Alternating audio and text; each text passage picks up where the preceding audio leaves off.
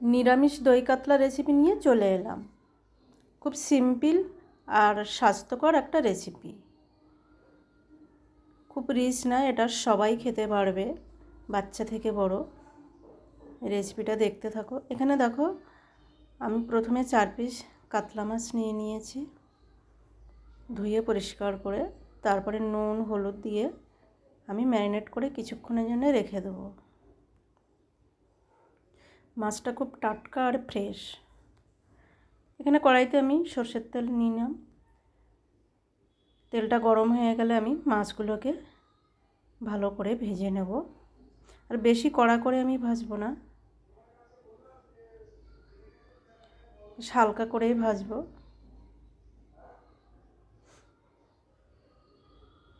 মাছ ভাজা হয়ে গেছে।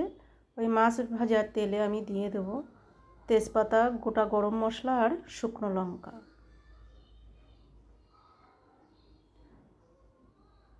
এত গরমের মধ্যে ঠিক এরকম একটা সিম্পল রেসিপি, খুব উপকারিতা আর খুব স্বাস্থ্যকর। এখানে কয়েক টুকরো টমেটো দিয়ে দিলাম। তারপরে দিয়ে দিলাম কিছুটা পরিমাণে ফেটানো টক দই, সামান্য জল দিয়ে দিলাম। এখানে আমি বেশি মশলা দেব না। একটু দই টমেটোটাকে আমি কষিয়ে নিলাম। নেওয়ার পরে আমি দিয়ে দিলাম সামান্য চিনি, আর দিয়ে দিলাম কাতলা মাছগুলোকে।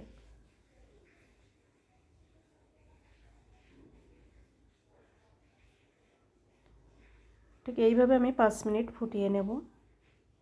নেওয়ার পরে ঠিক এরকম একটা লুক এসছে, দিয়ে দিলাম উপর থেকে কাঁচা লঙ্কা, আর দিয়ে দিলাম জিরে গুঁড়ো। দেখা হচ্ছে নেক্সট ভিডিওতে। ততক্ষণ সবাই ভালো থেকো, সুস্থ থেকো আর স্বাভাবিক থেকো।